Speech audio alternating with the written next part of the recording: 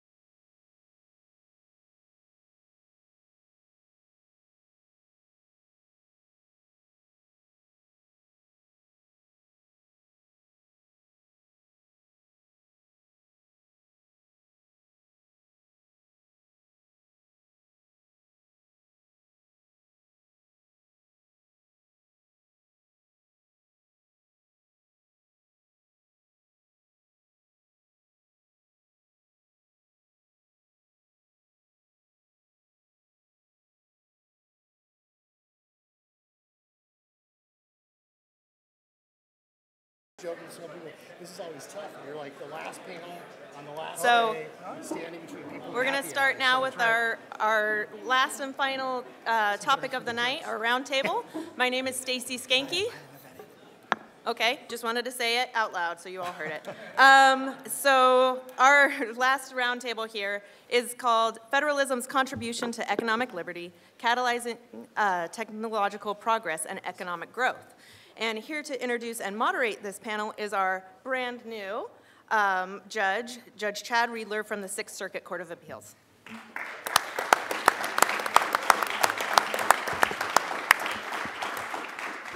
Thank you, Stacy. Yes, my name is Chad Riedler. I'm a new judge on the Sixth Circuit. For those of you who have been looking for clerkships for the last 6 months and never saw my name, don't worry, it's not you. It's me. I just got confirmed, but I'll be sitting in Columbus, Ohio. We have 4 active judges there, and so hopefully I'll see many of you in the future when you're clerking in Columbus or on the Sixth Circuit. So it's a real privilege to be here, and it turns out I'm finishing my first week as a federal judge and here with the Federalist Society, so that's a great thing.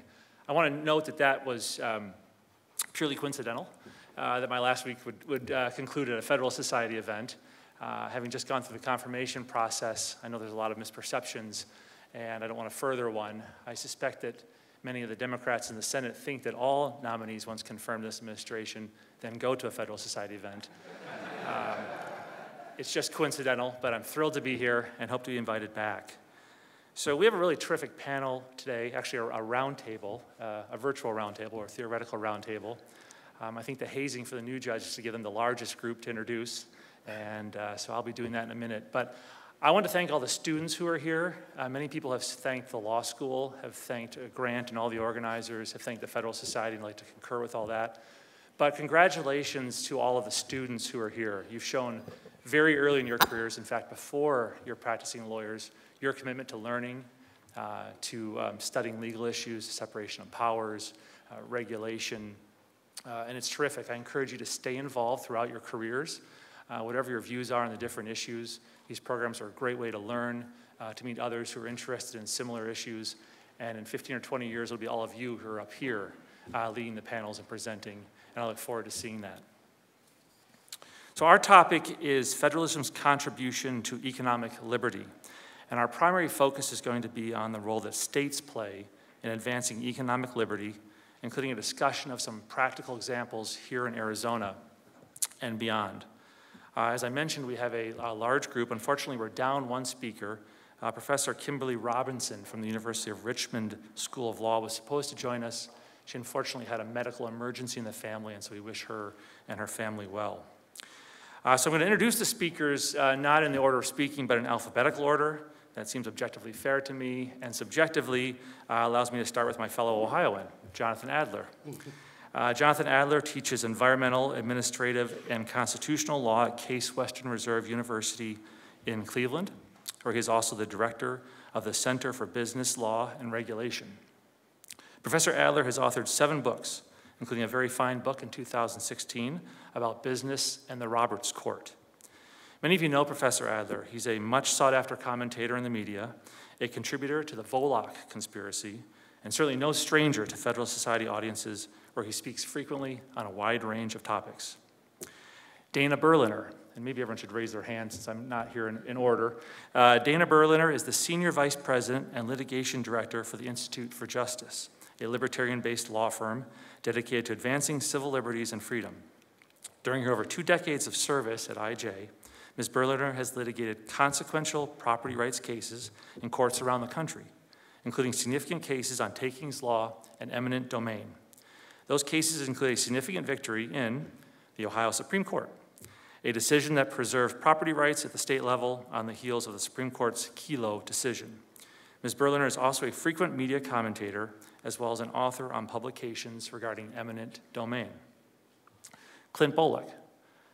Clint Bolick is a justice on the Arizona Supreme Court, having been appointed to the court in 2016 by Governor Ducey, who's also our dinner speaker. The bench's gain was certainly the litigating bar's loss, as Justice Bolick had a prolific career as a practicing lawyer, defending the rights to private property and school choice in courtrooms around the country, including the United States Supreme Court.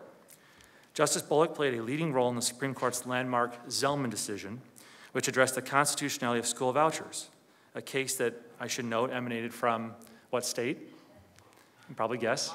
Ohio. There's a theme. Before his elevation to the Arizona Supreme Court, Justice Bolick was the vice president for litigation at the Goldwater Institute and was a co-founder of the Institute for Justice. Mark Brnovich. Mark Brnovich was inaugurated as Arizona's Attorney General in 2015. His ascension to the role of Arizona's chief and law enforcement officer is the latest example of General Brnovich's commitment to public service. He has served both as an assistant U.S. attorney and an assistant state attorney general, and he also was the director of the Arizona Department of Gaming, and he too has also argued in the United States Supreme Court. Given our topic today, economic liberty, it's worth noting that few in the room are likely as appreciative of our American freedoms and liberties as is the Brnovich family. It was those protections that General Brnovich's mother pursued when she emigrated to the United States from Eastern Europe to escape communist society. I suspect General Brnovich has been to Ohio, but I couldn't find any way to work it in to the bio. I apologize. Well, just so you know, Judge, not to interrupt your presentation, but you know, when you work at DOJ or you've been in the military, you have a security clearance, and so when the FBI did my background check, they had asked me if I'd ever been to any communist countries, and I said no, but I did spend 2 weeks in Ohio, so.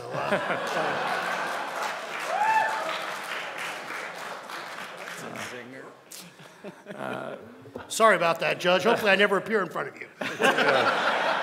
Good lesson for the kids out there. Next is Alan Ides. This is a tough job being a judge. I thought it'd be much easier. Alan Ides is a professor of law at Loyola Law School in Los Angeles, where he teaches civil procedure, constitutional law, and federal courts. He's also a graduate of the law school, disproving the old adage that you can't go home again. Professor Ides did take a brief respite from Southern California, where earlier in his career he taught in Virginia at Washington and Lee University School of Law. Professor Ides previously clerked for Justice Byron White and has also argued before the United States Supreme Court. And he's a prolific author, whether it be casebooks, law review articles, or high-profile amicus briefs. And, as it turns out, I just learned, his son and daughter-in-law are proud residents of Columbus, Ohio. So we're going to start the discussion with Professor Ides, who will kick off our roundtable with a theoretical discussion of economic liberty, including a review of Lochner versus New York, before we then turn to more practical applications with our other speakers.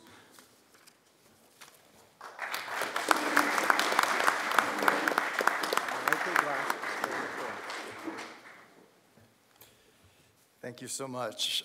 Thank you to Grant for inviting me and organizing this. And it's really a pleasure to be on this campus. This is a beautiful law school. I'm jealous. Of course, I have the ocean. You have the desert, I have the ocean. I'm going to kind of give a talk that's going to have an iceberg-like quality. Just going to hit the tip of the iceberg because there are a lot of little things that I need to say to pull this puzzle together. My topic is a little different than economic liberty as a product of federalism, but it's economic liberty as a product of, I would say, constitutionalism. And just a couple really fundamental things. The three separate key points I want to touch on. One is democracy and republicanism. The other is judicial review, and the third is the due process clause. And I think you'll see they're all closely related to one another. It's well known that the Constitution was built on a distrust of democracy. One of the motivating, if not the key motivating forces to the Federal Convention was a perception that democracy at the state level had gotten out of control. And so the principle of republicanism, which has nothing to do with the Republican Party, nor does democracy have anything to do with the Democratic Party. The principle of republicanism is built on, to a certain extent, a distrust of democracy and a belief, a deep belief, that government could be structured in a way to promote civic virtue. And hence we have the separation of powers within the three branches of the federal government, the separation between the states and the federal government, and a series of important checks and balances that are in part to check the people in power, but also to filter democracy through a system that is in many ways anti-democratic. Bicameralism, presentment, the composition of the Senate, I could go on. It's designed to filter democracy with the hope that virtue will rise to the top. Republican civic virtue.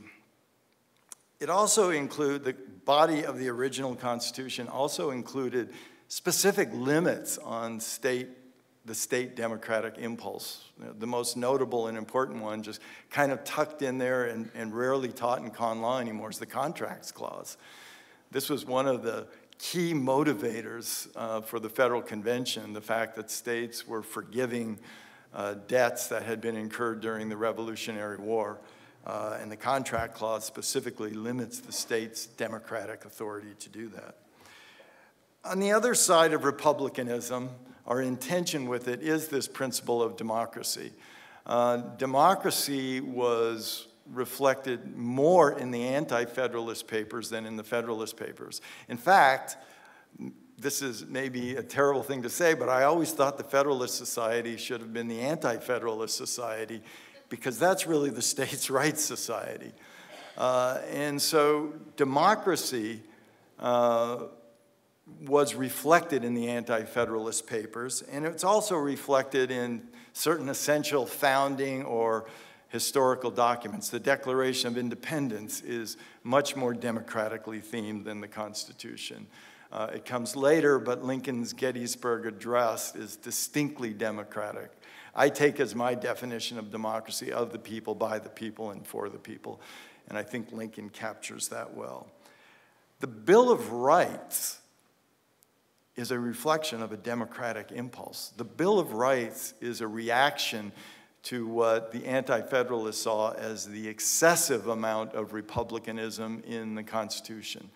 They wanted a democratic guarantee.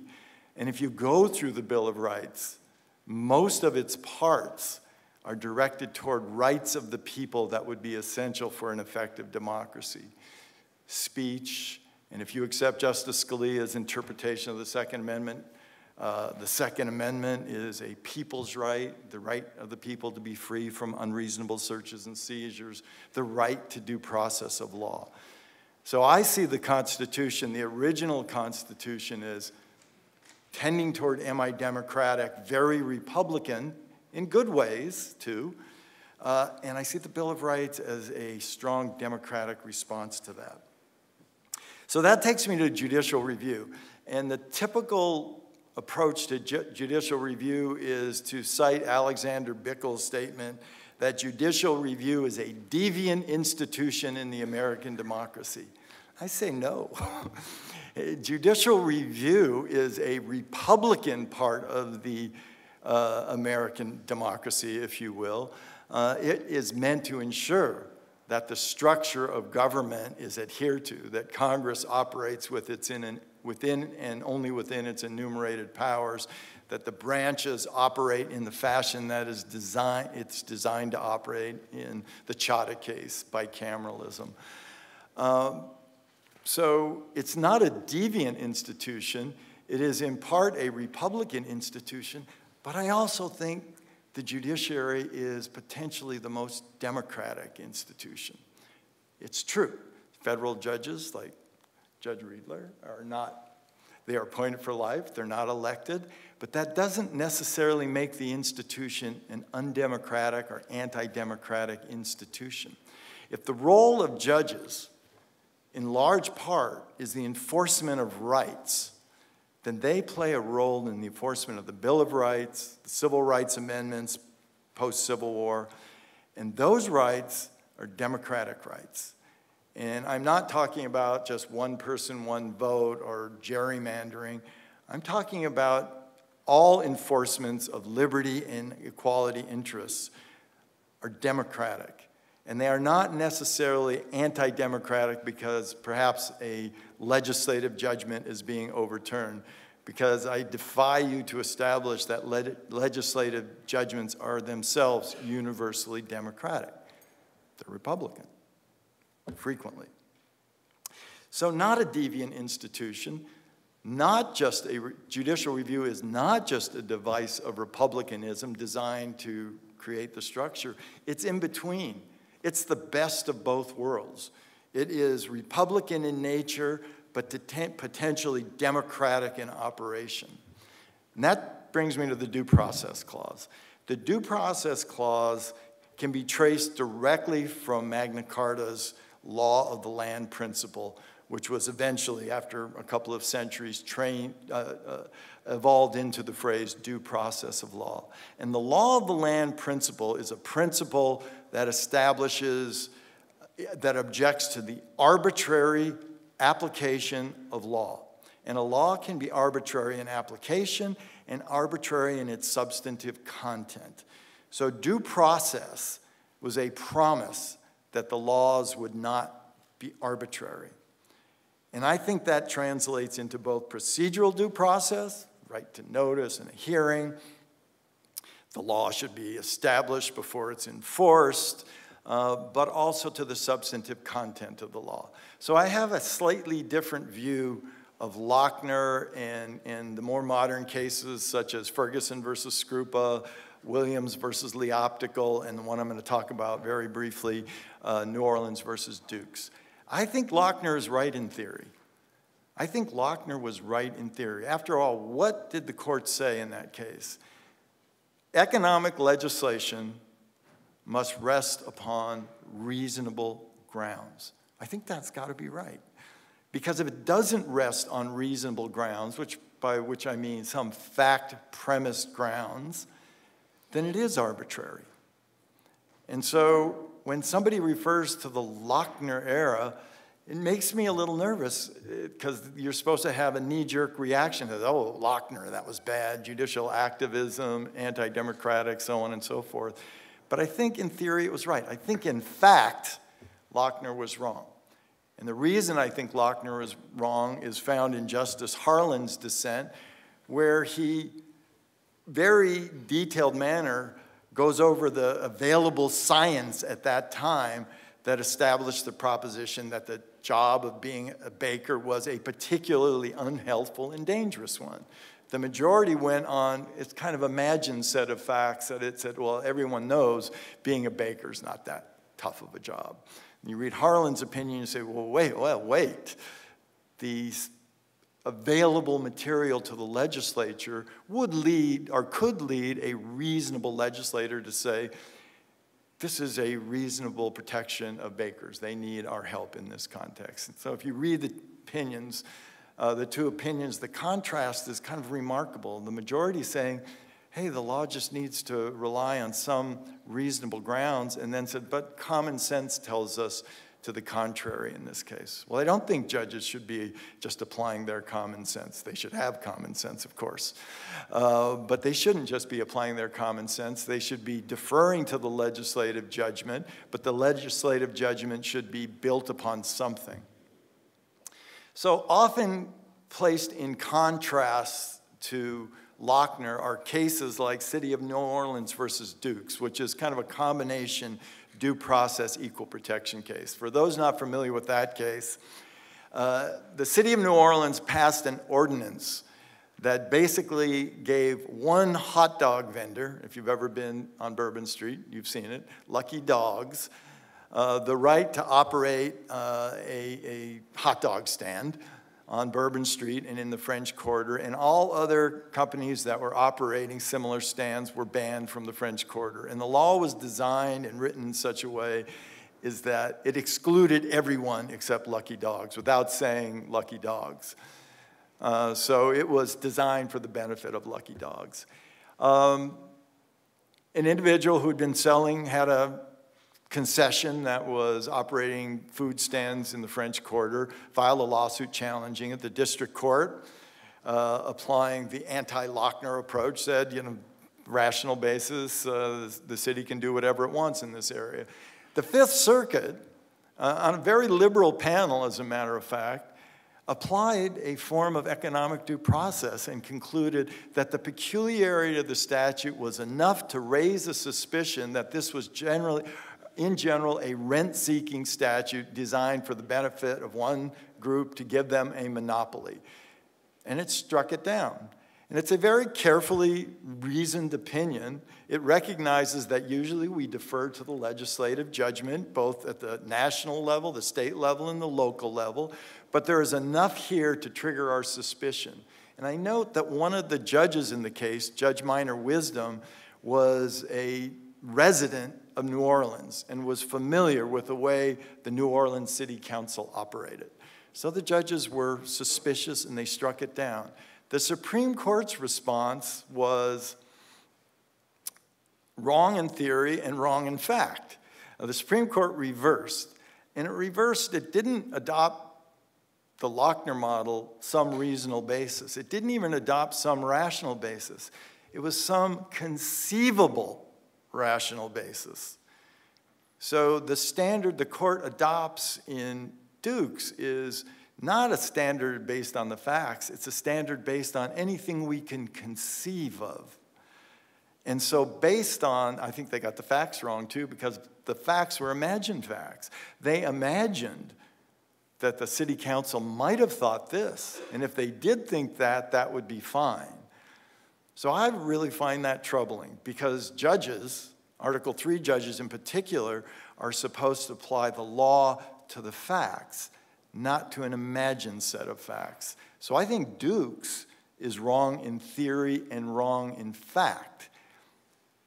So what I feel, what the message I give for economic due process is, I think there is a role for the due process clause. I don't think rational basis should be based on some conceivable set of facts. It is a pro-democratic impulse that would lead a court to carefully examine the sometimes corrupted democratic practices that lead to laws that offer rent-seeking or are irrational in terms of the legitimate interests of a city council, a state legislature, or the federal government. I don't think courts should be actively involved in striking down statutes. I think they should defer to the judgment of the legislative branch, but there should be a judgment of the legislative branch to examine. So not a conceived set of facts, but a real set of facts. So Lochner's standard, but then apply it with deference and careful judgment. Thank you.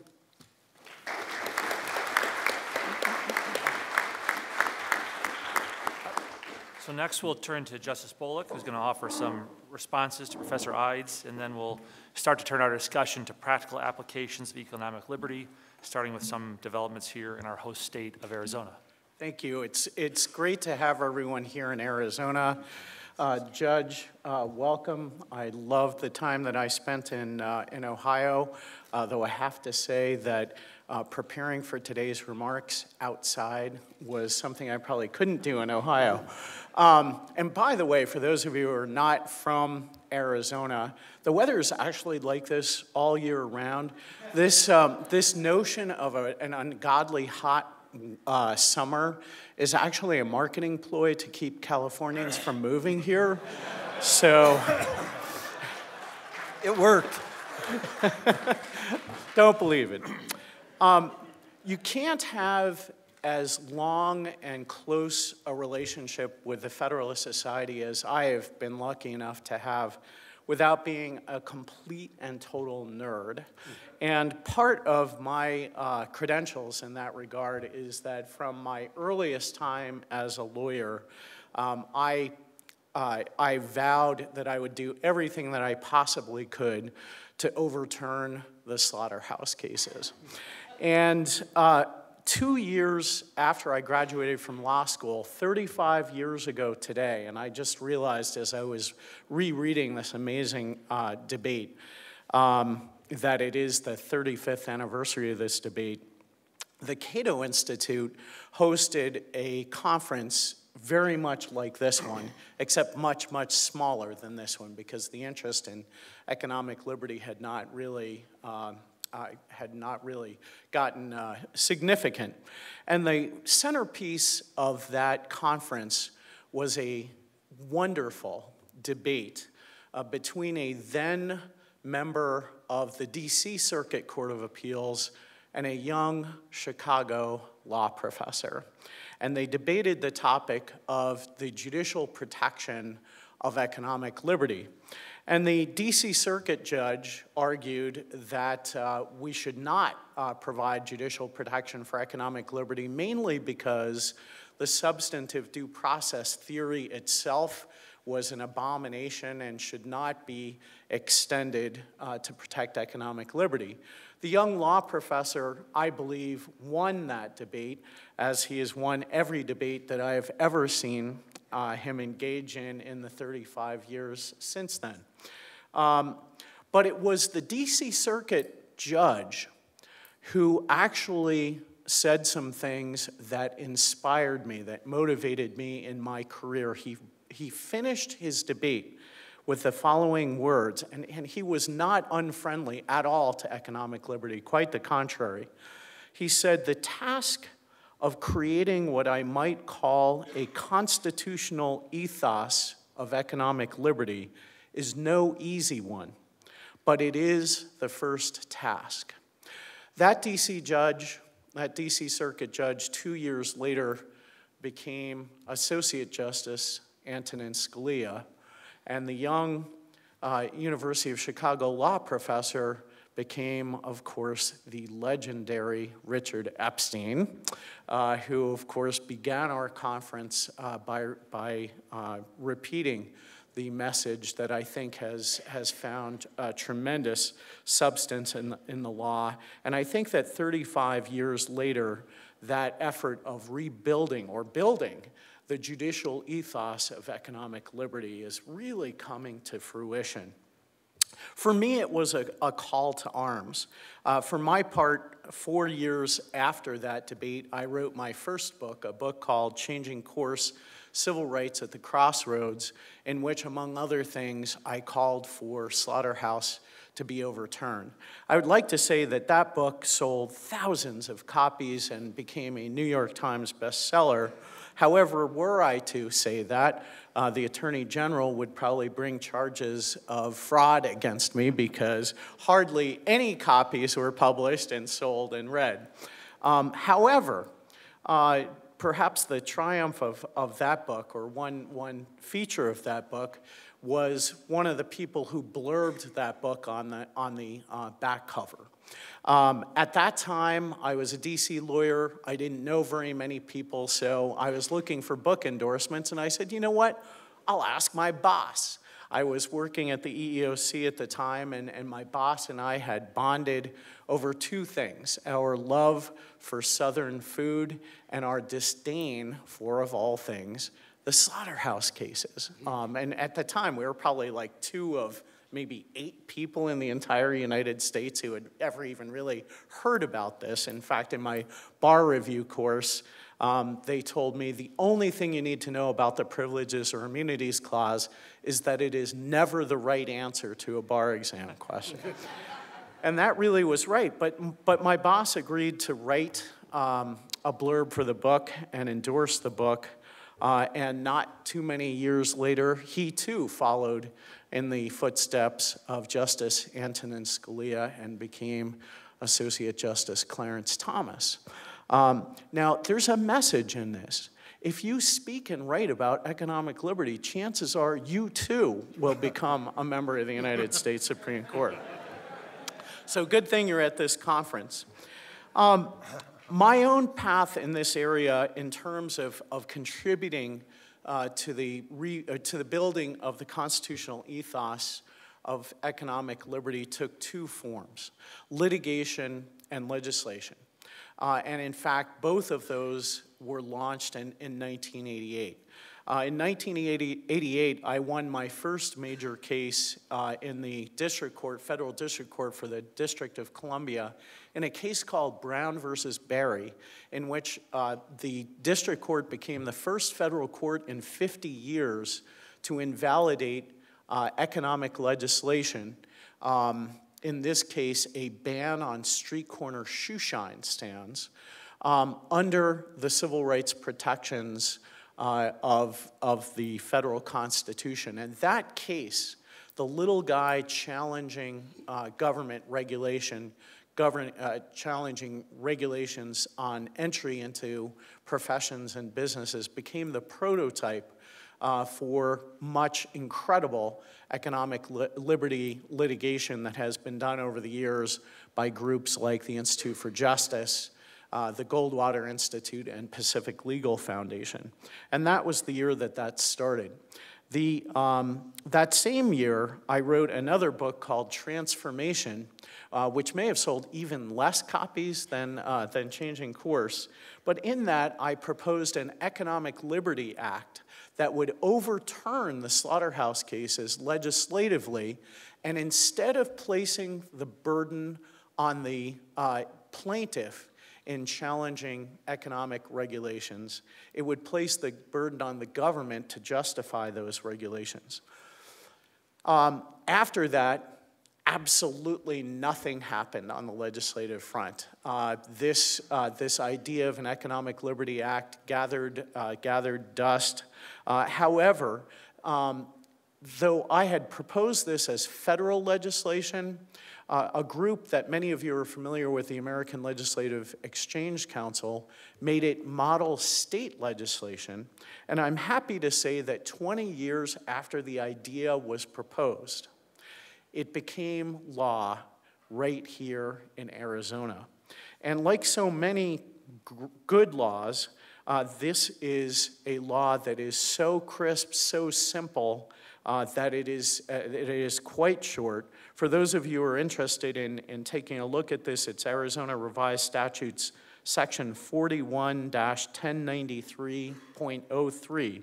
And it reads in its entirety that any individual may file an action in a court of general jurisdiction to challenge an occupational regulation. To prevail in an action challenging the occupational regulation, the court must find by a preponderance of the evidence that the challenged occupational regulation on its face or in its effect burdens the entry into or participation in an occupation, trade, or profession, and that this state has failed to prove by a preponderance of the evidence that the challenged occupational regulation is demonstrated to be necessary to specifically fulfill a public health, safety, or welfare concern.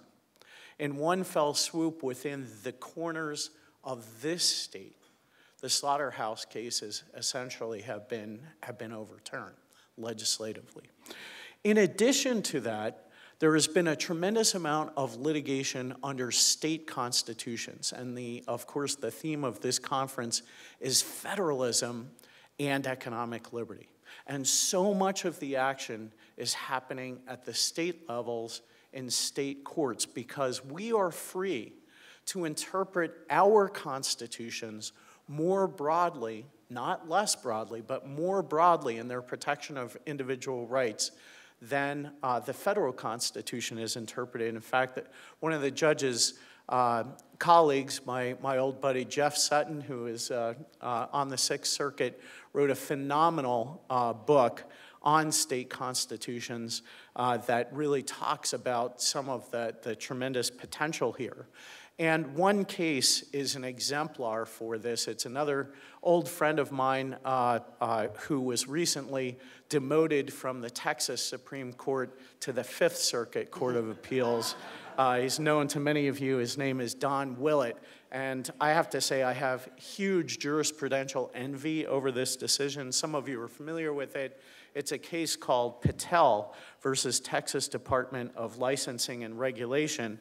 And this struck down, under the Texas Constitution, regulations of eyebrow threading. To this day, I have no idea what eyebrow threading is. If your eyebrows are threaded, would you come up to me during the conference? Because I need to finally figure this out. But in any event, it was sufficient for the Texas Supreme Court to strike this down.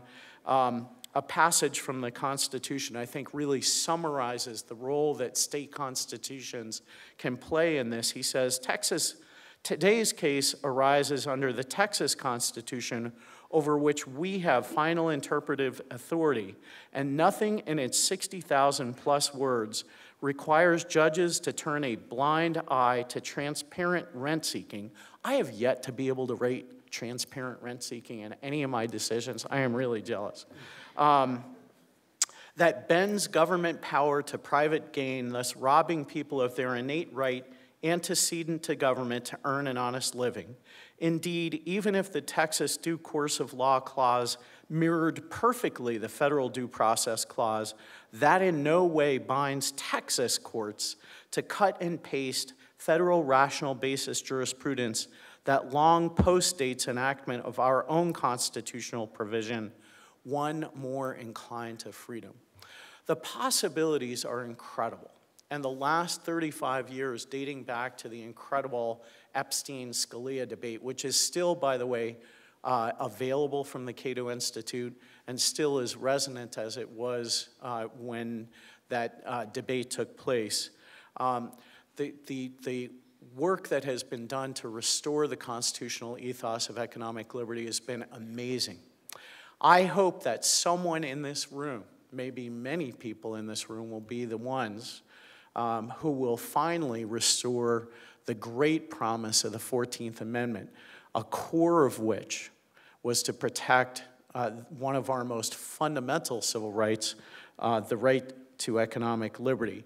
I think we're in a good place at least two justices of the U.S. Supreme Court have indicated that they would vote to overturn the slaughterhouse cases.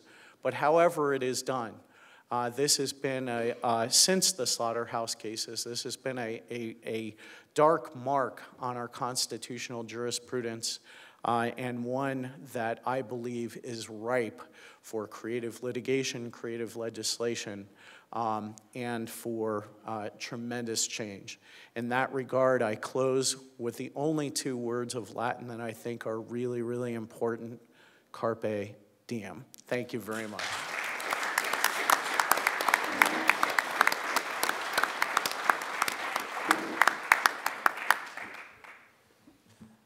So now we're here from Ms. Berliner. She's going to give us some examples of other technological advancements at the state law level, and I think also pick up on the theme of state constitutional law and its role in preserving economic liberty. Absolutely. So a lot of people have referred, and Clint just talked about the Patel case. It is definitely true that much of the action right now on economic liberty is in state constitutions, state judicial decisions, and state legislation. And that's something that we do a lot at the Institute for Justice. I'm going to talk about some of those. I have to respond to Professor Hills, even though he isn't here, who said very strongly that we should pursue only state constitutional litigation because there's no federal protection whatsoever for economic liberty. I don't agree with that at all, but there is a lot to be done in the states. And so first, it's important to realize state constitutional texts are not little copies of the US Constitution. Some of them were written even before the US Constitution. Some were written in the 1970s. They're all in between. Some are based on the Northwest Ordinance. Some have due course of law provisions. Some have anti-monopoly clauses, some have anti-gift clauses, some have anti-favoritism clauses.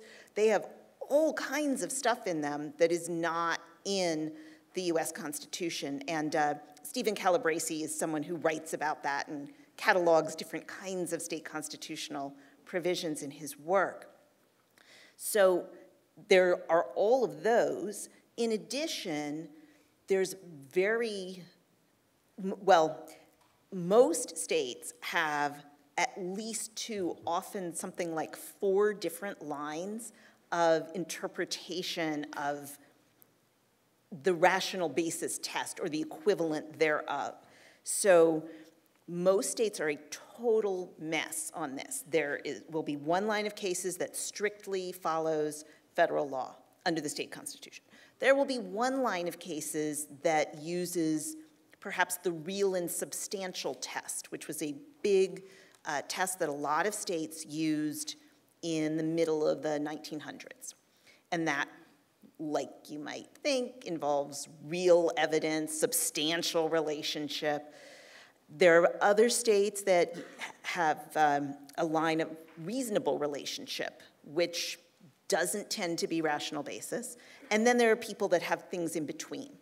And as I said, most states just have a bunch of these going on, complicated tests maybe with multiple factors. In Texas, the way that we got Supreme Court review was to say, you've got 3 lines of cases that are all in conflict with each other and never cite each other. You should resolve that. And they did. But that's true of like virtually every state court right now, which means there's a huge opportunity to get economic liberty jurisprudence and different tests. And I do want to talk for a second about what the Patel test was, because it's not the federal test. First of all, you look at legitimate government interest, but it's not conceivable government interest. It's what was the government interest. Then you look at actual facts, to real facts in the real world, to determine if there is a relationship between those facts and the actual purpose of the statute. And then, even if there's a real relationship, you look to see whether the law is so oppressive or burdensome to the individual that it does not justify the achievement of the supposed public purpose that it achieves. So, completely different test. It's a 3-part test. I don't think any other state has that exact formulation, but they could. And so we're litigating in a bunch of different state high courts. We've got one at the Pennsylvania Supreme Court. They're actually usually more protective than some of the other states. We've got one at the Illinois Supreme Court. They are usually not more protective of economic liberty, but you don't know. Both of those are really about the question of whether economic protectionism is a legitimate government interest, something that has largely not been decided by almost any state court. So it's a wide open area. So that's all. Oh, I'm sorry, I have to tell you about one other, which is in South Carolina, we are essentially bringing Lee optical and saying, don't follow the US Constitution on this. Go with your own constitution, and under the South Carolina Constitution, Lee optical, the plaintiffs would have won. So that's a fun case. I can't wait to see what happens with that one. That's what's going on in state constitutional law, and I also just want to point out that there's a lot going on right now in state statutes. For one thing, we've talked a lot about licensing laws here. Licensing is extremely varied across states. We did a study called License to Work of 102 lower income occupations. Of those, less than 10 are licensed in every state, and there's only 23 that are even licensed in 40 states. So for almost everything, there's at least a few states that don't license it. And there's wide variation in the burdens. So in almost every state, there's no licensing of residential landscapers, except in 4 states where it takes you 4 years to get the license. And this difference is something that states can use to determine whether they actually need the licenses that they are imposing and whether they need them at that level of burden.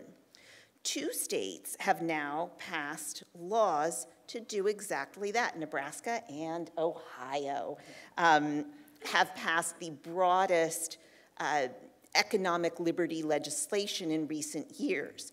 And both of them are doing what's called sunset review, where on a rolling basis they review all licensing laws and determine whether the regulation is truly necessary and the least restrictive way of achieving whatever health and safety purpose it has.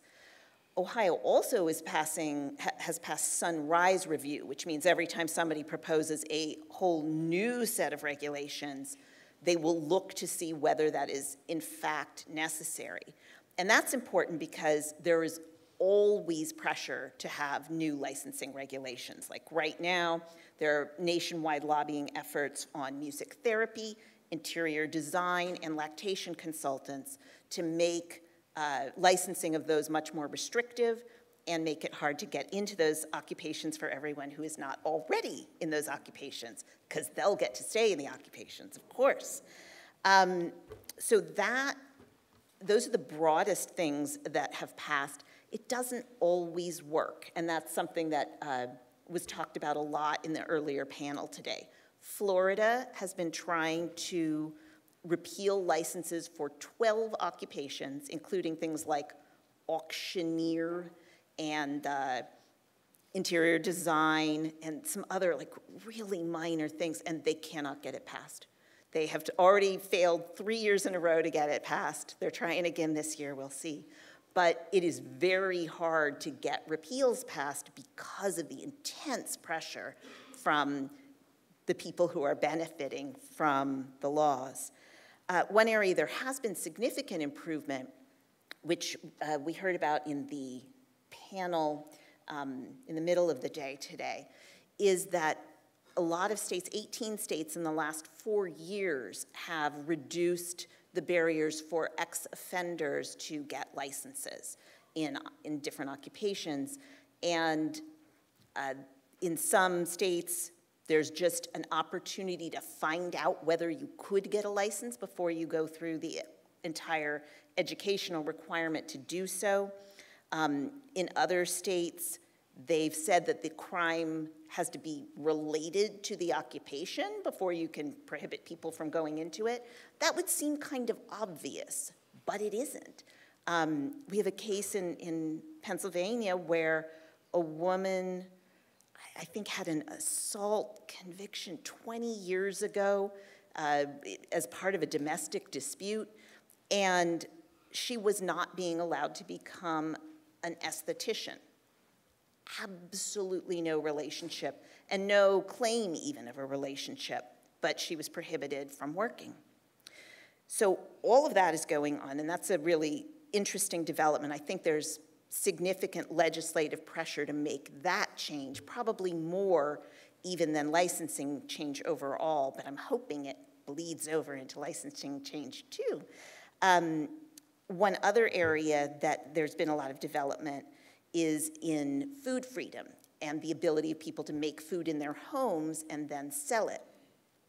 3 states, Wyoming, North Dakota, and Utah, have passed really sweeping reforms that basically just say, if it's not meat, you can make it in your home, you can sell it to people. And that includes perishable things, things with milk. Since those laws have gone into effect, and the first one was 4 years ago, there has not been one single report of a foodborne illness from one of these home-prepared foods. And this shows like all of these incredible barriers that are in place for food preparation are probably not necessary. They could do with a whole lot less and achieve, to the extent they're achieving any result, achieve that result. So that change has been made, and a bunch of states also have made it possible at least to sell shelf-safe foods like cookies and cakes directly from your home. And all of these things have a huge impact, of course, on people who can finally work, and also, I think, are going to show, I hope, the more regulated states will show them, hey, this other state is doing something totally different, and there have been absolutely no adverse consequences from it. I would love for that to spread as a legislative matter, and that's something that we're working on and that I'm hopeful about. At the same time, though, you can't get away from the need for actual judicial, constitutional decisions protecting economic liberty at the state level, at the federal level, because it is the only way that these rights are truly guaranteed and not subject to repeal. Thank you.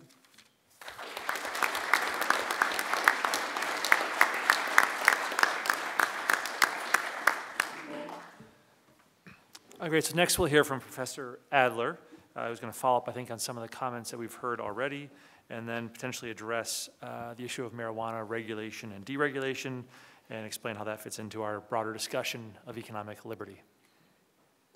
Great. Well, thank you. It's a pleasure to be here. Pleasure to be in Arizona. Admittedly, better weather than back home in Ohio.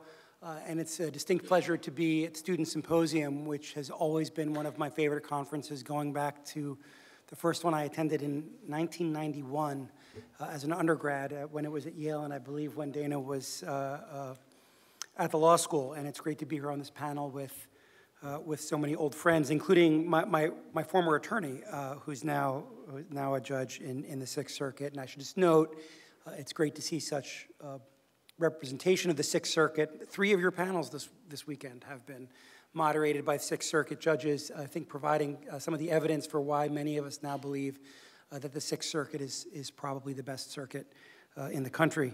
And we're very proud of it.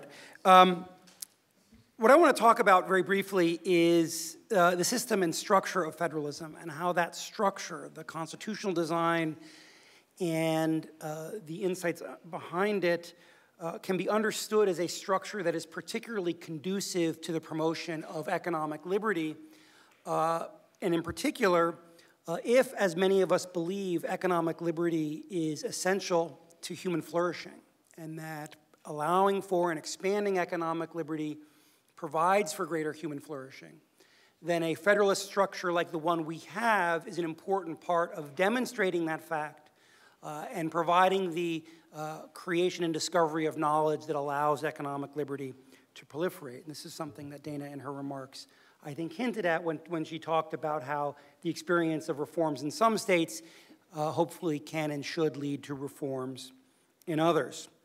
And if time permitting, I'll say a tiny bit about how, unfortunately, the federal government and federal law, particularly when not constrained to its constitutional bounds, can get in the way.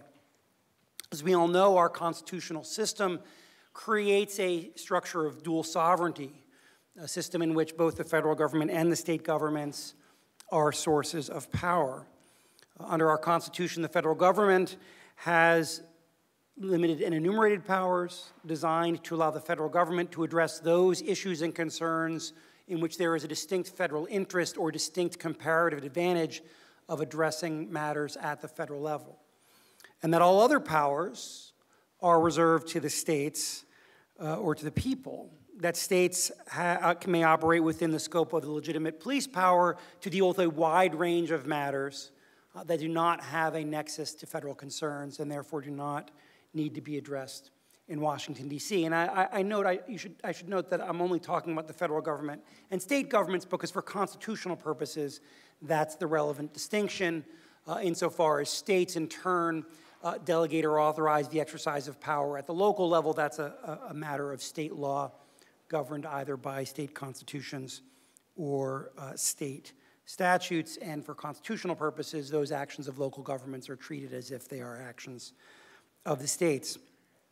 The structure that we have, provided that federal power is in fact limited, places states in a position where they have to compete with one another for the allegiance of their citizens, for taxpayers, for investors. States are in a position where if they can create the set of laws, enact and enforce the set of laws that provides an institutional environment in which individuals may prosper and flourish in communities that are consistent with their values, they benefit from that. If they overregulate, if they overtax, if they overpunish, overrestrict individuals and groups, then those folks can leave. And just for you, those of you that are here in Arizona, hopefully when they leave, they've learned the lesson not to allow their new state to replicate the policies that they're fleeing from. As I understand, some of the Californians who moved to Arizona don't always appear to have learned that lesson and seem to want to replicate the things that caused them to leave California here. Another aspect of this system, though, that I think is not always appreciated is the fact that this competitive structure allows for the generation and discovery of information just like competitive economic markets do. We can talk about the importance of economic liberty in very broad terms, but a lot of times the devil's in the details. If you're going to regulate a particular industry, it's not simply a binary choice. Do we regulate the industry or do we not? It may matter how that industry is regulated, how it is taxed, whether things are enforced criminally or civilly, how enforcement is addressed, what sorts of presumptions are made about what sorts of activity are lawful or not, and so on. And having different jurisdictions try different things allows us to learn a lot about how can we protect those matters that need to be protected, but do so in a way that is most consistent with economic productivity and the other things that are essential for human flourishing. This is why we've often referred to our states as laboratories, as democracies, because in many real respects, we want them and need them to be engaging in experiments, to adopt policies that may succeed, but also to adopt policies that may fail, because just as a business failing is important information and generates knowledge for us in economic markets, policies failing generates important information for us in the context of political markets. And so the Federalist structure allows us to see the results of such experiments, allows individuals in state capitals to see what's happening in their neighbors, and there's an increasing amount of empirical literature that shows that when states discover a good way of solving a problem, a way that's not particularly burdensome or pernicious, that policy tends to get replicated by its neighbors, provided there is not federal interference that alters the incentives that state policymakers face or that somehow gets in the way of their ability to do so. And that's something that we should definitely want, because again, it matters, the details of how we regulate business, the details of how we regulate or don't regulate economic activity matters quite a bit. Now, as Judge Riedler mentioned, one area where we're seeing a tremendous amount of discovery and experimentation right now is in the area of drug regulation, marijuana in particular. There's a growing belief, if you believe the polls, that a majority of Americans believe that the way we've approached marijuana policy is not the ideal way to do it, that there should be greater freedom for individuals to use marijuana products, at least in certain circumstances, and for companies to meet that demand, at least in some circumstances. As of today, a majority of states allow some use of marijuana for medicinal purposes. 10 states in the District of Columbia allow some use of marijuana for recreational purposes. What's really interesting when you look at the marijuana policy landscape is, it's not a binary choice. It's not even a choice between criminalization, legalization for marijuana, and pure legalization. Those states that have criminalized, some have decriminalized, so they enforce marijuana laws with civil penalties as opposed to criminal sanctions, at least for low-level possession, things that aren't associated with trafficking. Some states have decided to allow for medicinal use, but have different rules about what qualifies as medicinal use, what sort of showing you need to make, what sorts of prescription you need. The states that are allowing marijuana for recreational use, some allow individuals to produce their own, some allow the commercial sale and commercialization. Even those that allow businesses to operate are making different choices about whether or not it's a business that needs to be licensed, whether there's a limited number of companies that can engage in the business, what sorts of locational choices can be made about where such businesses operate, what they can do to promote or not promote their products, and so on. And these differences matter. The texture of the legal regime that governs this admittedly controversial experiment that's going on in many states matters, and we're learning a tremendous amount from the fact that Colorado's done it one way, Washington's doing it a different way, Michigan's doing it a different way, and that some states aren't doing it at all. So we're actually able to see whether or not these changes, in fact, fulfill the hopes and expectations of the people that are pushing these reforms. And so whatever the end result of this process will be, marijuana policy is a general matter, and including especially the economic aspects of it, over time should be better because we will be able to make policy choices more informed by the experiments that different states have undergone. Now, one of the problems, though, in here and in a wide range of areas, I mean, again, marijuana is an issue that there's a lot of attention to, and I have a forthcoming edited volume that talks about marijuana and federalism, but we could be talking about regulation of energy development and the similar experiments we've seen with regulation of hydraulic fracturing and how different states have done different things. We could talk about how different states have adopted different approaches to energy use generally and greenhouse gases. Different states have adopted different regulations with regard to vaping. Different states have adopted different regulations to occupational licensing and so on. And these experiments, again, generate information. And for those of us that believe economic liberty is important to human flourishing, should welcome this and welcome the experimental aspect of it because it allows us to generate the information that, if we are correct about our belief in the importance of economic liberty, should provide practical evidence of that for our fellow citizens. A persistent problem, though, is that federal law often impedes the competitive aspects of this dynamic. It dampens the discovery mechanism.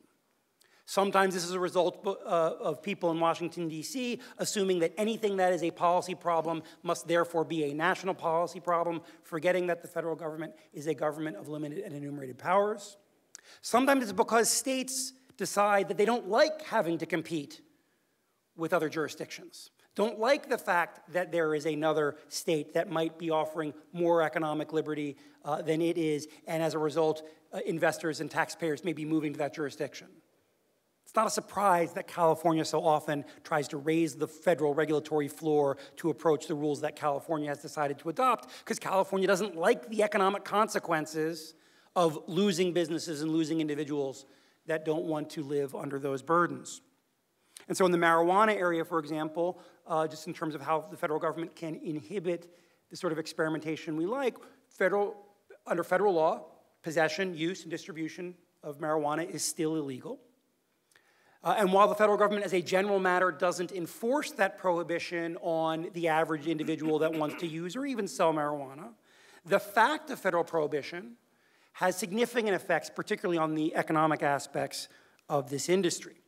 It has implications for banking services, because banks can't certify that they are not facilitating illegal activity because of the federal prohibition of marijuana. So it means that marijuana businesses in most states are cash-only businesses that can't provide credit card services, that can't have banking services, and that affects the way that industry operates.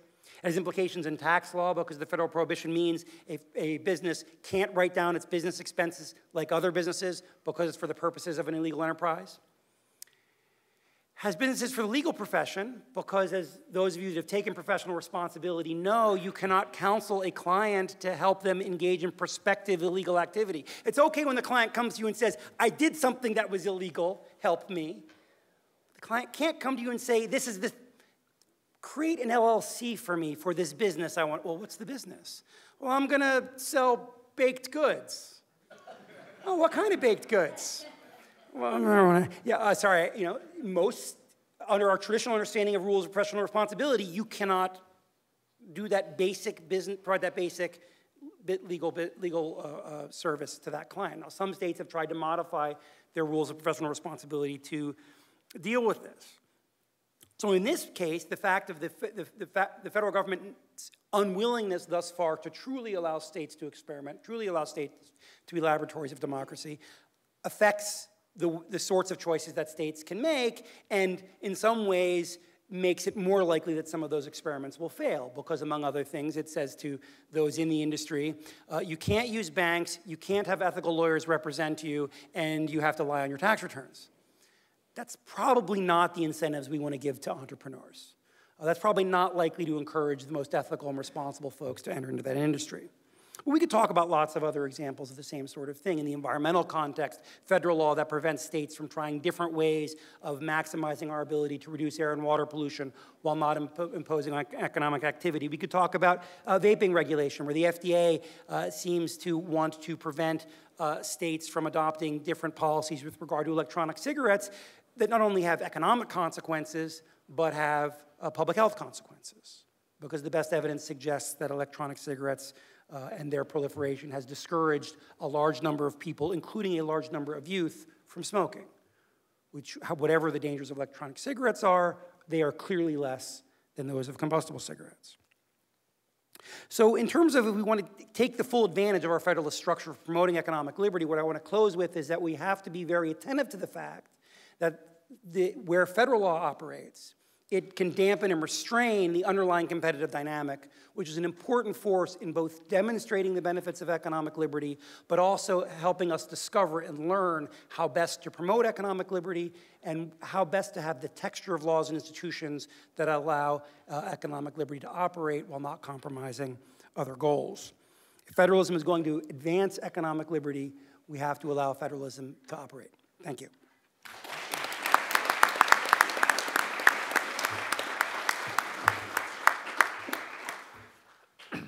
And the last member of our roundtable, General Brnovich, is going to talk about Arizona's embrace of economic freedom through programs that include the Arizona Regulatory Sandbox. Thank you very much, Your Honor. I really appreciate everyone being here. I will say that as I was sitting down at the end of the table there, I couldn't help to think to myself that I am the last speaker on the last day of the conference, on the last panel. So at this point, I feel a little bit like Larry Fortensky. I don't know, someone knows who Larry Fortensky is. Most of you may not know who Larry Fortensky is, but that was Elizabeth Taylor's 7th and last husband. And on his wedding night, I'm sure he said to himself, at this point, everything's been said and done that I can do. So there is a side of me that would like to just sit down and say, I agree, and go sit down, but I will not do that. The other thing is, as I was sitting there, I thought to myself, I'm really honored to be on such a distinguished panel. Obviously, or not, maybe not obviously, Justice Bullock and I have known each other for a long time. We're dear friends. And one of the things that, although he did mention, is that I was a research assistant for Professor Bernard Segan, who was one of the 8 people that was in agreement with you. And so I guess that's one lesson you can take away from everything you hear today, that it really, truly is a small world. And you never know how all these interconnections are going to meet up or not meet up in the future. The other thing as I heard the judge do that long introduction for me, I couldn't help but think of when I had the opportunity to introduce Justice Scalia at an event. And as you know, Justice Scalia was not only a brilliant person, but he'd worked in the private sector, he had worked in academia, he had written law review articles, books, and was on the U.S. Supreme Court. And so when I was introducing him, I said, Justice Scalia, how would you like me to introduce you? And he said, Mark. That's a bad Justice Scalia imitation, but you get the point. He said, Mark, he goes, have you ever heard the President of the United States announced? Or introduced. And I said, yeah. And he goes, how does he do it? And I was like, I don't know. He goes, all they say is, here he is, the President of the United States. So when you introduce me, all you got to say is, here he is, Justice Scalia. That's the only introduction I need. And he goes, I'm going to tell you something. The more important your job, the shorter the introduction. So I'm not sure, you gave me like a 2-paragraph introduction there, so I'm not sure what that means, but if I want to know how important my job is, all I got to do is go home, since I'm married to the Honorable Susan Brnovich, or as we call her at home, Your Honor. Yeah.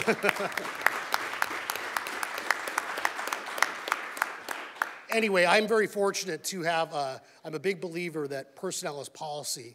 And in our office, we've been able to hire some of the best and brightest minds. Some of them are in the audience here today to work for the people of Arizona in our Attorney General's office. And with that comes a lot of creativity, a lot of great arguments, and a lot of great legal skills that are brought to the table. And one of the things that I know there's several folks in our office here that'll tell you is there's a lot of Burnoisms. There's things that sometimes, well, it wasn't that funny. No, but that's, no, but thank you. That was not a plant, everybody. No, but one of our Burnoisms is that the fastest way to kill a big dream is to share your idea with a small-minded person. And the second fastest way is to require government regulation or licensure. Because one of the things that we have seen, especially over the last 50 years or so, and some of the other speakers have touched on this, we've gone from a point in our country, let's say in the 1950s, where about 5% of occupations required some sort of license, to now the statistics show about 25 to 30% of all occupations require a license. And I ask you rhetorically, has the world really got that much dangerous? I mean, in a place like Arizona, where it takes 10 times as long to be the licensing between being an EMT and it's 10 times longer to be a cosmetologist? I mean, is that based on any sort of rational basis? So very often we hear policymakers talk about these issues, but really the fact is that they do very little because of all the rent seeking and all the powerful interest and what they have to say. But one of the things that we can do, especially as leaders, is when you identify areas where there can be innovation, to push the ideas and push the legislature to act on them. And one of the things that we did this last legislative session is we took a look at what was going on in the fintech industry, the financial technology industry, and we said this is an area where something needed to be done. While the United States leads the world, is one of the world leaders when it comes to venture capital investment, we actually lag behind when it comes to fintech capital. If you look around the world, there's more than 15 countries now that have these fintech regulatory sandbox where they reduce the regulations and the burdens associated with testing financial technology. Right now in the United States, until Arizona passed a law last year, there was not one single state in this country that provided a regulatory sandbox. So while countries in the world like Great Britain and in countries in the Middle East and even Mexico were creating regulatory sandbox to encourage financial investment, the United States was doing nothing. So working with the legislature, our office was able to pass the first regulatory fintech sandbox in the country. I'm very proud of the work our office did. And as a result of that, we already have numerous applications, and we have 4 companies that are ready to start innovating here in Arizona by providing everything from financial services, micro loans, to helping people keep track of payments, to also making it easier for people to pay with electronic devices. Now, obviously, doing or being part of the fintech sandbox doesn't mean you get to do everything you want. But what it does mean is you don't have to go through the regulatory burdens or going through the Department of Financial Institutions, the equivalent of the Department of Banking, in order to do business. You just have to apply with the Attorney General's office and make sure that you have a viable business plan, and then you can go to work in providing or your technology or trying to innovate. Now, Arizona is a fintech proving ground, but one of the things that even here in Arizona we realize is that this is something we can't do alone, and this is all tied back into federalism, because we've actually asked for 4 federal separate federal agencies for their permission to stand down or get out of the way in order to provide more innovation for these fintech companies. So the SEC, the Department of the Treasury, the Consumer Financial Protection Bureau, and the FTC, we're all waiting, we're months later, we're still waiting answers from those alphabet soup of federal agencies to ask their permission in order to deregulate or stand out of the way while we allow innovation in the technology industry. I mean, obviously, technology is changing the way the world works, the way we think. And the private sector can't keep up with the innovations that are going on. What chance do government bureaucrats have? So I think it's very, very important to keep in mind, two things maybe to take away from this conference and your thoughts today. One is the states always remember the states created the federal government. The federal government did not create the states. And the framers understood, and they wanted, we always hear about the tension between the legislative, the executive, and the judicial branch. But they also expected, and if you read their writings, their speeches, that there would be a tension between the states and the federal governments, that the states would zealously guard the rights of individuals living in the states and their powers and push back against federal overreach. The other thing that's so important is the rule of law has to mean something.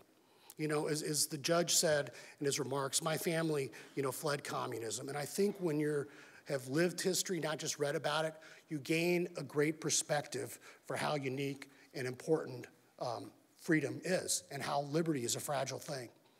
And if you look at the Constitution of the former Soviet Union, it guaranteed all sorts of rights and privileges, but they meant nothing. They were words on paper. Venezuela was one of the most prosperous countries in South America until a dictator named Hugo Chavez showed up and tore up statutes, arbitrarily seized property, denied people the ability to earn a livelihood. And now it's an economic basket case on the brink of civil war. As we sit there today and we think about this, as I was also sitting there at the end of the table, I saw just last night a study that said millennials now have a more favorable opinion of socialism than they do of capitalism. And we often hear in academia or in other organizations that, maybe this is a problem of education. Maybe it's a problem of the way these kids are growing up. Maybe it's a result of the fact that in 2008, they lived through the market crash. Well, I would submit to you it's a problem of not understanding federalism and the rule of law, because they did. They grew up in an age where they saw when the market crashed what happened. Although people were losing their houses in middle America, the banks were too big to fail. The people at the big brokerage houses, they made off okay. They also see what happens when companies and private individuals that are politically connected, that are powerful, engage in rent seeking, engage in where the government starts engaging in picking winners and losers in the marketplace, favoring one group or one individual over others because of their position or their political campaign contributions. And if you see that going on in the last decade, you can't help but think to yourself, my goodness, capitalism really has failed. But that's not because capitalism isn't working. It's because we've lost our sense of the rule of law, and we've lost our sense of this balance, of this federalism between the states and the federal government.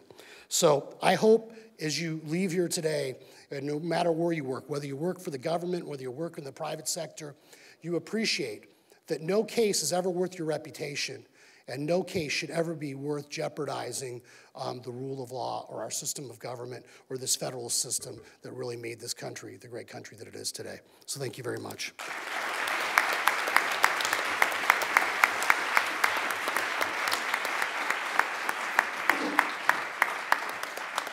So we'd love to take your questions. Before we do that, maybe we'll give each panelist a few minutes to respond to something they heard from other panelists that was of interest.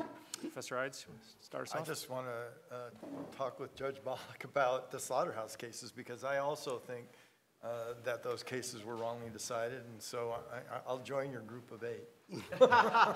It's a little bit bigger now, and fortunately includes U.S. Supreme Court justices. So I think we're in exceedingly good shape, in large part because of that early groundwork that was laid by Professor Epstein, Professor Segan, who the Attorney General mentioned, and Milton Friedman, and some of the other pioneers. That's all I have. I guess the only thing I would add is it does matter. General Brnovich was talking about how Arizona is actually approving businesses through this fintech sandbox idea, and you need to have at least some buy-in by regulators to make this work. So, for example, Chicago passed an emerging business license, the idea of which was supposed to be that all kinds of innovative businesses could get this license. They would have it for 2 years, and in those 2 years, Chicago would figure out how to do the actual regulations for this business. And it just didn't work very well. It's still there. It took them several years before they granted any permits at all, emerging business licenses, because the regulators didn't want to do it. And I think finally the mayor just forced them to grant a couple. There are a few, but during the 2 years, they don't pass any regulations that make it possible then for them to operate. So you've got to have some either constitutional or at least political backing to get these kinds of reforms to work. Can I, oh, sorry, Professor. Can I just say something just right on top of that? Yeah, I agree with you, and that's one of the reasons why what we did with the sandbox, we actually took it out of the Department of Financial Institutions and so the bank regulators, because we were concerned about that issue, because I used to be the director of the Department of Gaming, and one thing you realize, there are a lot of great people in the public sector and government service, but there are also people there that have a certain mentality of they want to justify their existence, and if they've done one thing one way and no one got fired or nothing bad happened, they want to continue to do that. There's a disincentive to innovate. And so when we were going through the legislative process of this bill, a lot of people, or some people were saying, oh my goodness, what's going to happen? We need these experts in the banking industry to regulate this. What do you guys know at the Attorney General's about banking? And my response always was, I can't believe a crook or a con artist would give us their financial information and try to use or go through the Attorney General's office in order to rip people off. That would be the stupidest business plan in the world. Quite frankly, I mean, as you've all heard about with rent seeking and everything else that's gone on, I think it actually is more likely something would happen if they were going through the traditional organizations that granted licenses or privileges to companies doing business. And so, yes, I think to provide a level of comfort, you need to have some sort of oversight, and that's why with our fintech, when we look at what was happening or what was being proposed, we thought that the way to go was to have it in our office, even though, you know, maybe intellectually some people may say that why is the Attorney General's office now granting licenses to people in the fintech sector? I'll just make two really quick points. One, I think that's a really good example of kind of how the texture of regulatory activity or licensing activity matters, right? Once it's been done, we can understand how the choices of which government agencies are responsible for which problems and what incentives the individuals in those agencies face is going to affect how those agencies behave. And so we want different jurisdictions to try different things because, right, you could make an argument why experts with great expertise in the financial sector should be the people making this choice. You can also make an argument that the incentives the people in that sort of agency are going to face in terms of thinking about the traditional business models they're regulating might actually make them unsympathetic to new business models or new ways of working in that sector. And so they might not be sufficiently permissive. And having different jurisdictions try it different ways is a way that we can learn from that. The other point I just want to make really, really quickly is I do think, as important as it is that we have judges that appreciate the importance of economic liberty and recognize arbitrary government regulation when they see it, we shouldn't fall into the trap of thinking that that's really the silver bullet that solves this problem.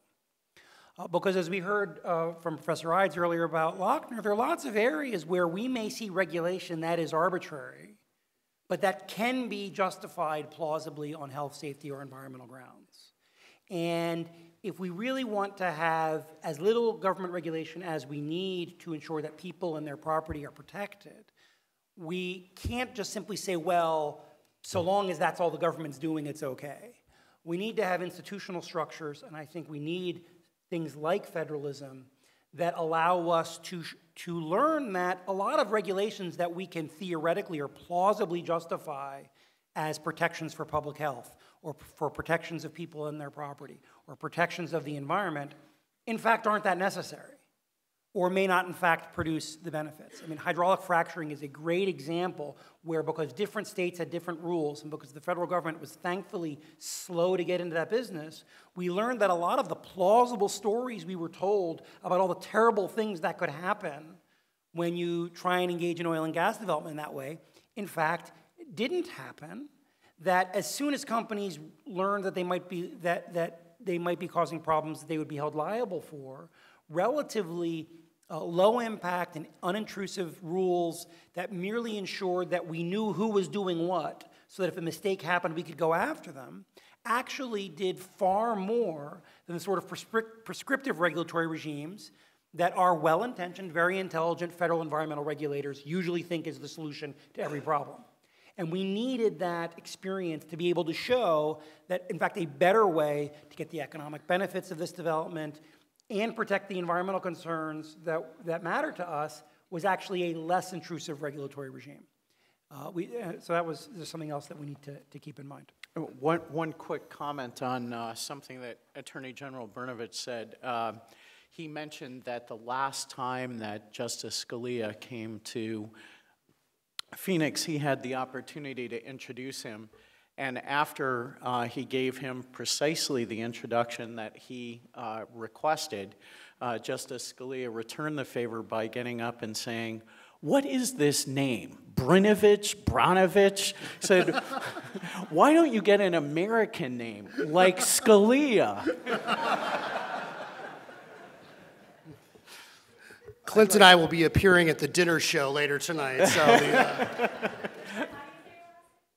Yes, thank you. I'd like to comment on Professor Adler's comment. I think you're absolutely right. I think the courts have a role to play here, but they have to be, by the nature of their position, they have to be deferential. And so there will be times when that experimentation, that active experimentation, is the key to determining whether a law or an approach is arbitrary. And I completely agree with you that the states should be experimenting, trying different things, and let's see what works. And I believe, Judge Bollock, you talked about this with the state constitutions as well. I think that's right. I think that the real key to federalism is people actively trying different things to see what works in a world that's changing super rapidly. And like my big fear is AI. It's going to have a huge effect on everyone out there's careers. And the states have to be able to try different things. Maybe I can pick up on the state constitutional law issues that pretty much everyone has spoken about. We've identified some examples of instances where state constitutions have been interpreted in ways to help enhance and preserve economic liberty. We talked about Judge Willett's decision in Patel. I mentioned when I introduced Ms. Berliner, her success after Kelo in preserving property rights through state constitutional provisions when that effort was unsuccessful at the Supreme Court, U.S. Supreme Court. But are there, does anyone have examples of state constitutional provisions, maybe that touch more than, that are in more than one state's constitution, that are being interpreted ways that are inhibiting economic freedom and economic liberty? Are there provisions out there that maybe we don't have in a parallel in the U.S. Constitution that we have in our state constitutions that have been interpreted to be particularly problematic for certain means of economic development or economic liberty in the states?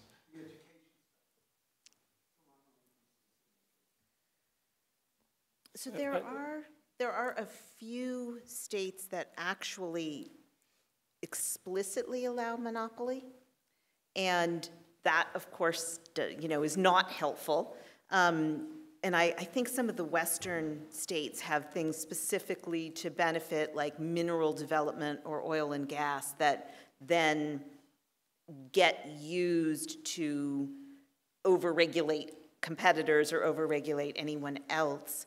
I mean, there's also judicial decisions, like Wisconsin had a very interesting, like 5-part rational basis type test, which they just got rid of. Maybe because it was too hard, but they are now closer, at least, not completely, but closer to the federal. in the wake of Kelo, New York is actually worse than the US Constitution. I don't know how they've done it, but they have. Like, they don't even give lip service to the idea that there needs to be a public use or you can't take from A and give to B. It's worse. So I'm not aware of a lot of textual provisions that are problematic except the ones about specific industries, but there could be some. I would just add, in Arizona, and I'll tee this up for you, well, you're an old friend of mine, so I'll call you what you like me to call you, Justice Bullock. Tee this up for Justice Bullock. Article 9, Section 7 of the Arizona Constitution is the gift clause, and Justice Bullock at that time was a litigator, litigated a case here dealing with the practice of municipalities of basically subsidizing development, basically picking winners and losers in the marketplace. And so, I mean, I think that's one of those issues where, in fact, we actually, and I don't want to get into this right now, ASU's a great host, but we actually have litigation against Arizona State University right now over its practice of basically renting out its tax-exempt status to major, international corporations to build hotels and other things. And so this notion that in state constitutions, especially the western states, where when they evolved later, where you had all these problems with the railroads, the canals, cities going bankrupt over this, these bad investments that were being made, they put in gift clauses prohibiting basically those government resources from subsidizing or owning corporations or private stock. And so maybe Justice Bullock, you can talk a little bit about that area in your litigation, successful litigation in the City North.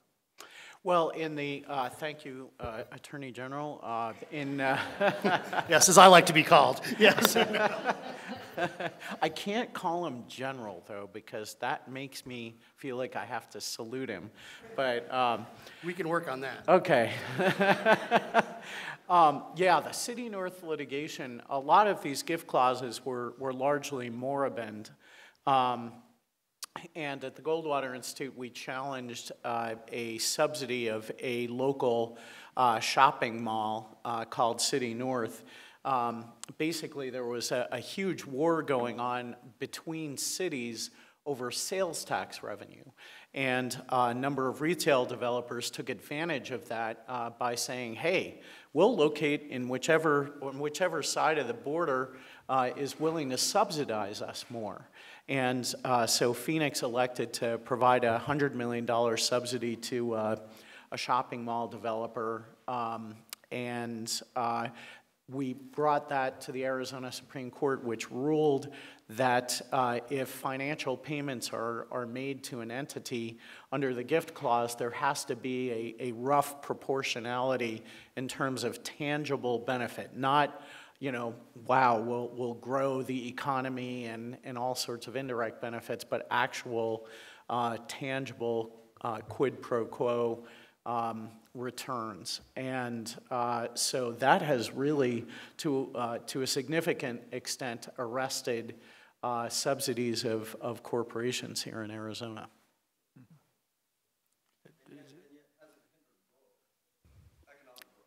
I think Governor Ducey will tell us tonight that there's been substantial economic growth. If he doesn't, I'd be shocked. Did you have a question, or are you just standing next? Okay. You must be intimidating everyone from approaching, but that one is open. Is there a question over here? Great. Thank you all for a great panel and finishing out just a fantastic day.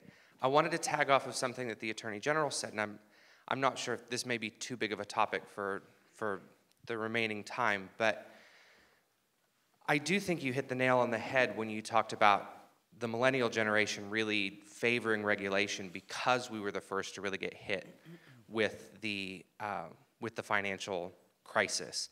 I was class of 2008. I'm just now going to law school because of the turmoil and just having to work. There was no choice to do anything else. And I'm curious what we can do to improve the trust in the rule of law in states and on the federal level. What can we do to restore that? Because, yeah, most of the people in my classes were very upset that our families were losing their homes and the bankers were getting bailed out with billions. I appreciate the question. Let me ask you this. Are you a registered Arizona voter? Kansas. Oh, well, I don't really care then. No, I'm just kidding. Well, thank you very much, then. Just kidding. No, in all sincerity. There really is, it's twofold, at least, and you're right, this is a complicated question, but one is partly what the Federalist Society is doing is making sure that we have judges that understand what the rule of law means and are willing to enforce the rights that are provided all of us in the Constitution, which sometimes mean going against what the majority wants. And in fact, we didn't plan this, but I'm going to throw Justice Bullock another softball here, that he wrote a book about the case for judicial activism. And sometimes judicial activism gets a very, very bad name, but the reality is we want our judges to be there to protect the rights, especially of minorities. And so making sure we get the right people on the bench is important. Secondly, I think it's important to have the right people in elected office. Very often, what happens is people that are well-connected or that have higher lobbyists and stuff, they end up getting access and they sometimes get favors that other people aren't entitled to. And so I think it's important that to have elected officials or have attorneys general that understand that their role is to enforce the rule of law. And that's why we, at least in our office, we've done things like Theranos. There's an HBO movie on next week. There was a story on last night's 2020. Arizona was one of the states that successfully sued Theranos. And Theranos was a company that, had a big rollout here, and there was a lot of people, elected officials, that were tripping over themselves saying how great they were. But we had to hold them accountable for their misrepresentations and the fact that they were lying about what they were capable of doing. It also means that sometimes you have to take on powerful entities. For example, as I said, we've sued, and I grew up a Sun Devil. I love ASU. I went to undergraduate here, and we've got 2 lawsuits against the state universities now. And that's created a lot of pushback, and it makes you very, very unpopular. But as I said, everyone has to be accountable to the law. The rule of law should be, no one gets any extra favors, but no one's disfavored. No one gets an undue bonus, but no one gets an undue burden. And so it doesn't matter who the person is or who the entity is, you have to have people that hold them accountable or elect people that will hold them accountable. Looks like you've made some friends. No. I think it is certainly true that we have a younger generation now that has seen some of the worst aspects of crony capitalism combined with governments that are unwilling or unable to let people be responsible for their own economic decisions. And we've let people think that that's capitalism. And that's a problem.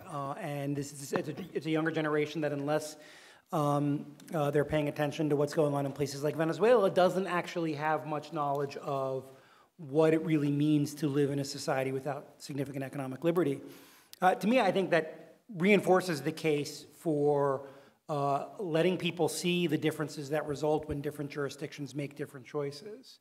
But that doesn't merely involve letting states make different choices. It also means preventing states from exporting the negative consequences of their choices, right? If California adopts crazy energy policies and is allowed to impose the costs of those policies on its neighbors, then we don't get the real experiment, and we don't let people actually see what the consequences are of particular policy choices. So one of the things that's important for the federal government to do is not bail states out when they make bad choices, not federalize those bad choices, but also maintain rules that ensure that when states make good choices, they are able to reap the benefits of that. When they make bad choices, they bear the consequences of that. And I'm fairly confident that under that set of rules, the case for greater economic liberty, greater reliance on capitalism in our policies is going to outperform the alternative every time. But that overall institutional structure has to be in place and has to be respected and enforced. And one caveat, because you mentioned California, we are an equal opportunity litigator. We just sued California, the state of California, filed an action in the U.S. Supreme Court over their tax policies. So I'm going to help that too. Great, good.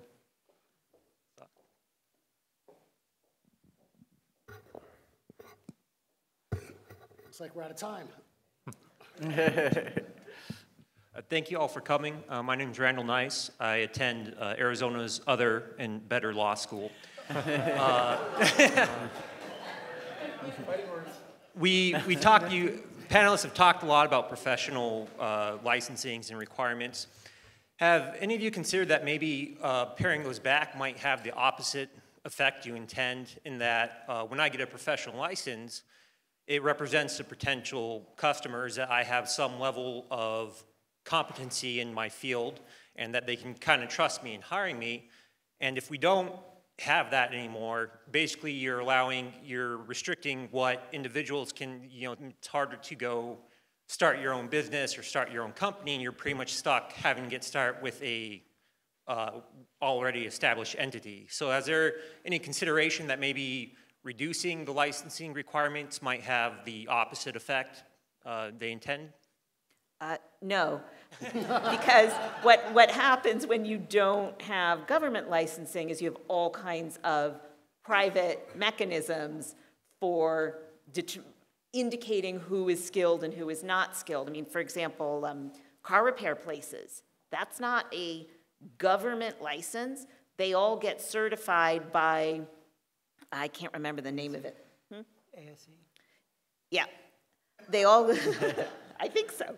They all get certified by a private group. They go to classes, they demonstrate their skills, and if they pass, then they can put up a little sign saying that they are certified, and that exists in all kinds of different occupations before they manage to get regulation passed.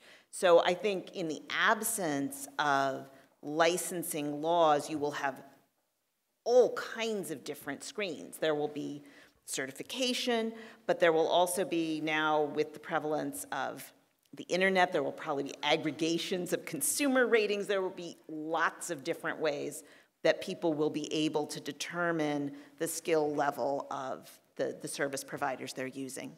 Just one example of that, when I travel, and even sometimes here in Phoenix, and I'm looking for a restaurant, I go to TripAdvisor and I find an almost perfect correlation between the quality assigned by the rankings and the actual quality of the restaurant. It's just made my life so much more wonderful because I almost never walk into a bad restaurant anymore. Just imagine if we had a government rating service for restaurants. So I have a question on this. What about state bars? Definitely unnecessary. Absolutely. Wait, you may be applauding your own death. If there are, so you may be right, but state bars, if there isn't a state bar, then anyone can practice law, anyone can do a lot of the services lawyers do now. Won't that have an economic effect, a down spiraling effect on your ability to earn a living as a lawyer? It depends. I mean, for some people Watch your applause. Yeah, I mean, for people who are doing very, very low level, like, just real estate documents or filling out forms, yeah, it probably will, because other people can do those and should be doing those. You don't need someone you pay $400 an hour to fill out a form for you. On the other hand, there's still a ton of stuff that non-lawyers really won't understand how to do. I mean, I find just in my daily life, there's stuff I do, and I think, how does anyone manage this who has not been to law school? So I think there's going to be plenty of higher level work, but it is true that some of the lower level work will and should go to lower skilled and lower paid people, in part because that's what everybody can afford. I mean, there's a lot of people that don't get lawyers at all because they can't pay the price for having someone with the level of training that most lawyers have, and they don't need that. One thing I would just add too is that for a lot of things that we think of where there might be really stringent licensing requirements, brain surgery, there actually aren't, right? You need to be a doctor. Like in most jurisdictions, you just need to be a doctor. But we all don't just go to any regular doctor if brain surgery is something that we think we might need or a family member might need. We actually look at things. It's not quite the TripAdvisor example, but we spend time investigating. And similarly, if you have a complicated legal problem, the mere fact that someone passed the bar isn't really what you're looking for. You want someone that can deal with that complicated legal problem. And so when we are deciding between kind of run-of-the-mill routine services by professionals and things where millions of dollars or life is at stake, that's where we might think there would be a justification for some kind of state certification, and yet that's precisely where we don't see it. And that should tell us something. Well, if you're all rating this panel afterwards, I hope you give it 5 stars. I thought it was tremendous. I apologize to the folks who want to ask questions. The one rule of judges, you do enforce the time limits. You guys have been a great audience all day, so enjoy the cocktail hour. Please thank our panel. They were terrific.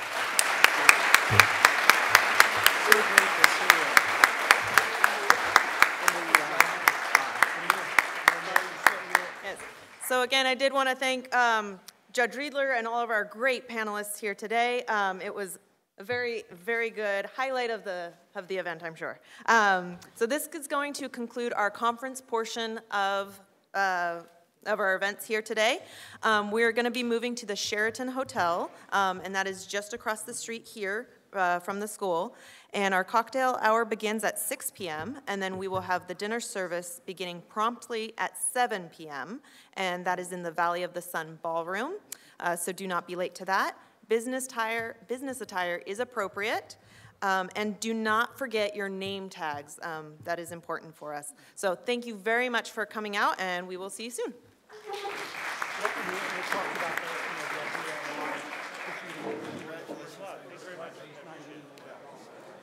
Lots to take in.